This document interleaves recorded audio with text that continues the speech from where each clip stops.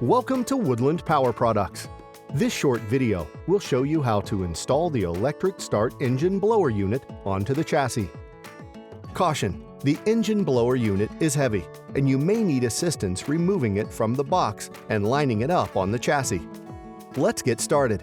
Once the engine blower unit has been removed from the box, lift the blower unit onto the front of the chassis using the handles on each side. The blower inlet faces the same direction of your mower's discharge. Locate the two engine clamp knobs and rubber washers you removed from beneath the chassis.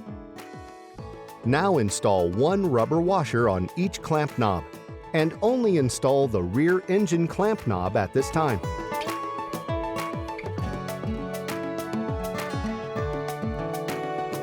Once you install and connect the battery, you will install the other clamp knob.